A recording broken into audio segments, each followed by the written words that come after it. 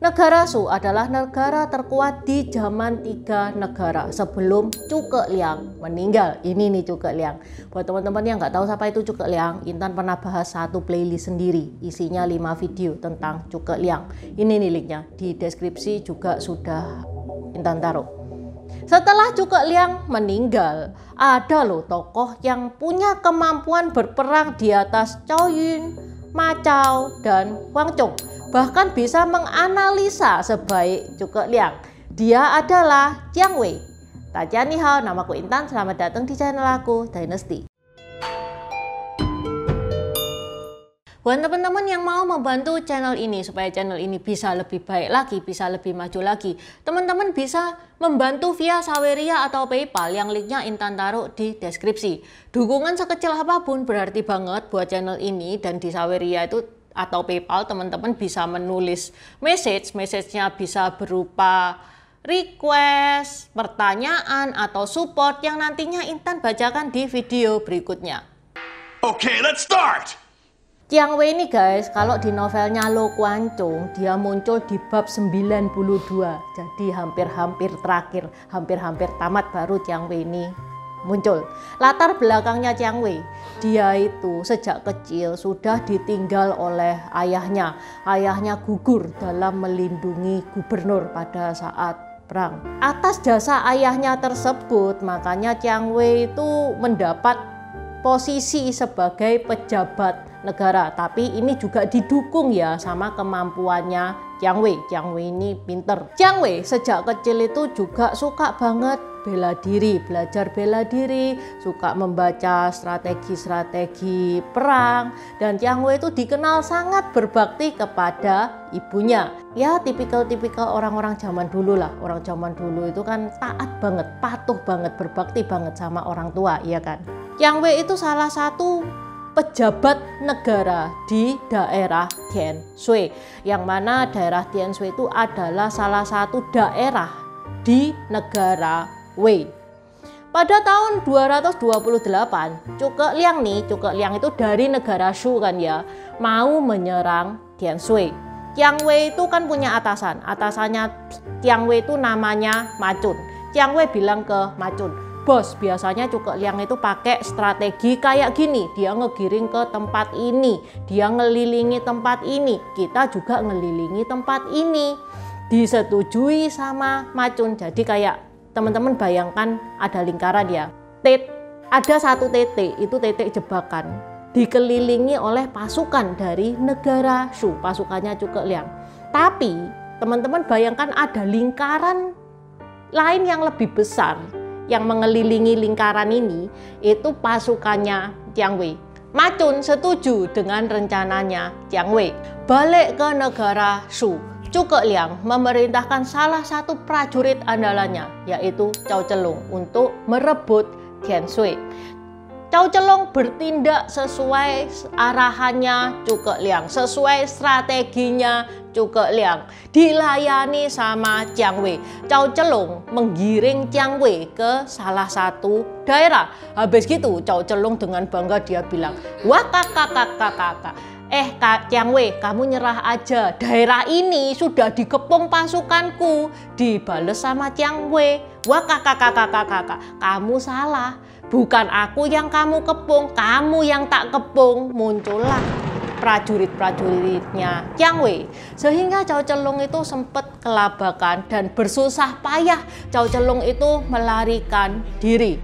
Cao Zhelong bilang hal ini kepada Zhuge Liang. Dia gagal merebut Tianshui soalnya itu ada Jiang Wei, dia bisa membaca bla bla bla bla bla bla. Zhuge Liang itu heran guys, loh ada ya orang yang bisa baca strategiku, pasti ini orang bukan orang sembarangan ini. Langsung dong Zhuge Liang itu cari info tentang Jiang Wei, kok bisa ya dia itu kayak gitu, terus asal usulnya kayak gimana.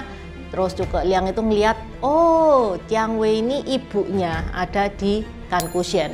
Oke, kita sebarkan berita, kita sebarkan hoax bahwa kita mau menyerang Kankushan. Nah, pihaknya Jiang Wei, dia mendengar bahwa Kankushan, tempat ibunya tinggal, bakal diserang oleh pasukan Shu. Jiang Wei ini izin sama Ma Chun, dia kepengen melindungi Kan Kushen, diizinin sama Ma Chun. Bahkan Ma Chun itu ngasih 3.000 serdadu untuk mendampingi Jiang Wei dalam menjaga Kan Kushen. Begitu Jiang Wei ini sampai Kan Kushen, dia menetap di sana, dia berjaga di sana, dia menjaga kota Kan Kushen dengan baik. Di sisi lain, di kubunya Zhuge Liang, dia nyebarin rumor bahwa Jiang Wei itu sudah gabung sama pasukan Shu. Pada suatu malam, pasukan Shu itu nyerang Tianshui di malam hari, tempat Ma Chun itu tinggal. Di benteng kota, Ma Chun itu melihat bahwa pemimpin dari pasukan Shu adalah Jiang Wei. Ma Chun kaget dong, bahkan ada yang tanya loh, Jiang Wei, kenapa sih kamu kok berkhianat? Kamu tuh sudah diperlakukan dengan baik loh di negara Wei. Dijawab sama Jiang Wei, loh kan soalnya aku dapat pangkat ya, nggak mungkin dah aku balik ke negara Wei, itu aku nggak mungkin. Kemudian terjadilah pertempuran yang mana pasukan Shu beserta pemimpinnya itu lari saat subuh. Dia mundur saat subuh, jadi matahari belum naik itu dia sudah kabur. Loh, saya talah Cik Intan, kok bisa itu Jiang Wei tiba-tiba masuk jadi pemimpinnya pasukan Shu, itu ceritanya gimana?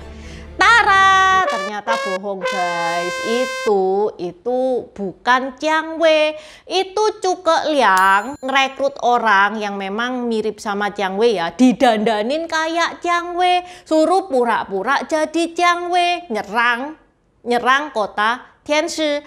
Dan teman-teman tahu sendiri kan, itu sikonnya itu kan pas malam hari. Ini yang Intan omongkan itu tahun 200. Penerangan zaman dulu itu cuman bergantung dari obor yang dia bawa. Itu pun Ma Chun pun tuh ngeliat dari kejauhan. Pada saat itu belum ada teropong. Jadi ya udah, Ma Chun itu ngira bahwa pemimpin pasukan pada malam itu adalah Jiang Wei. Aslinya Jiang Wei itu masih duduk manis adem ayem di Kan Kushen, menjaga kota Kan Kushen. Di Kan Kushen sendiri itu ada masalah ya, kekurangan bahan makanan. Jiang Wei sebagai pemimpin di daerah Kan Kushen, dia mau mencari bahan makanan. Kok ya kebetulan dia melihat ada tentara Shu lagi bawa bahan makanan. Diseranglah itu, dirampaslah bahan makanan dari tentara Shu. Saat mau balik ke Kan Kushen, dia dihadang oleh jenderal dari pasukan Shu, yang mana membuat Jiang Wei ini kewalahan. Karena yang pertama kalah jumlah ya, yang kedua dia ada bawaan, yang mana bawaan itu termasuk beban ya. Karena kalah nih ya, maka Jiang Wei itu pergi ke Tianshui, pergi ke kota, minta bantuan Ma Chun untuk membantu dia. Nah, Ma Chun itu sudah menganggap Jiang Wei ini pengkhianat. Bukannya dibantu, malah dihujanin anak panah. Sehingga Jiang Wei itu bingung ya toh, loh kok kayak gini. Dia pun lari, dia sudah capek banget, kudanya sudah capek banget, tidak ada tenaga lagi untuk berdiri.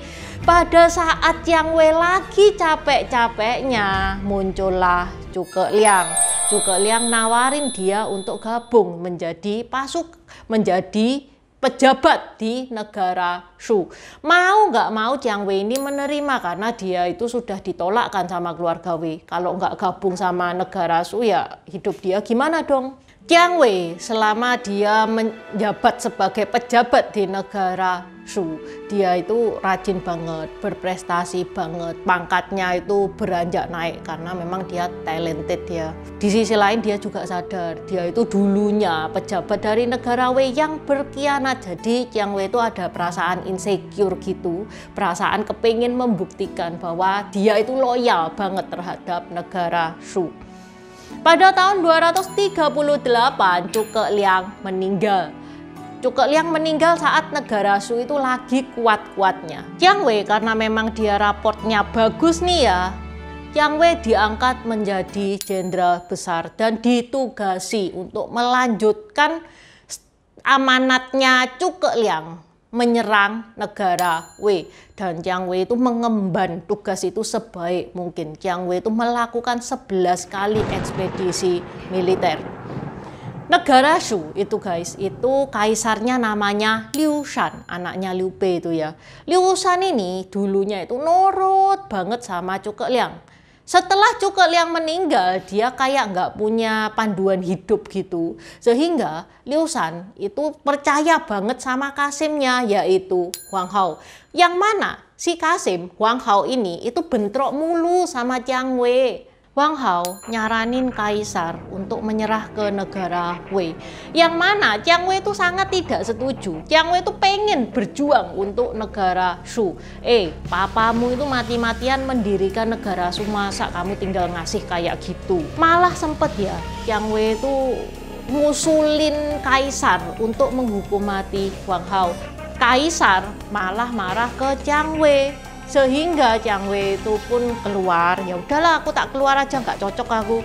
Dan dia kemudian bercocok tanam di Tachung. Meanwhile, Sema Chao itu dari negara Wei ya, melancarkan serangan ke negara Shu. Tanpa perlawanan yang berarti, Liu Shan pun menyerah kepada negara Wei. Banyak prajurit dari negara Shu yang terkejut, marah mendengar keputusan kaisar yang menyerahkan negara Shu begitu saja kepada negara Wei. Saking jengkelnya sampai prajurit-prajurit itu ngambil pedangnya terus ngiris-ngiris batu besar gitu untuk meluapkan kekesalannya. Setelah menyerah nih ya, kan negara Shu udah ada negara Shu, adanya cuma negara Wei. Jiang Wei ikut negara Wei, tapi Jiang Wei itu berencana mau mengembalikan negara Shu. Seloyal itu guys Jiang Wei kepada negara Shu. Dia bekerja sama dengan Jenderal Wei Chonghui untuk memberontak terhadap Sema Chao, tapi sayang pemberontakannya tidak berhasil. Jenderal Wei Chonghui dan Jiang Wei itu tewas di tangan pasukan negara Wei. Oke, sampai di sini dulu bahasan Intan hari ini. Seperti biasa buat teman-teman yang mau nambah-nambahin diskusi, silakan coret-coret di kolom komentar. Buat subscriber baru, selamat datang. Terima kasih sudah menonton videonya Intan sampai habis. Intan sarankan buat teman-teman yang baru bergabung untuk nonton videonya Intan tentang pergantian dari dinasti ke dinasti. Ini nih videonya.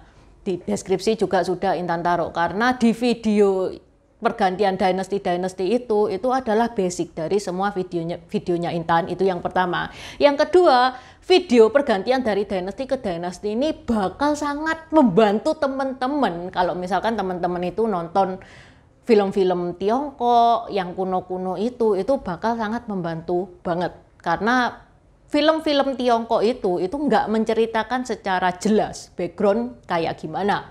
Terima kasih udah nonton channel ini sampai habis. Dukung aku terus berkarya dengan klik subscribe dan bunyikan lonceng di bawah ya guys.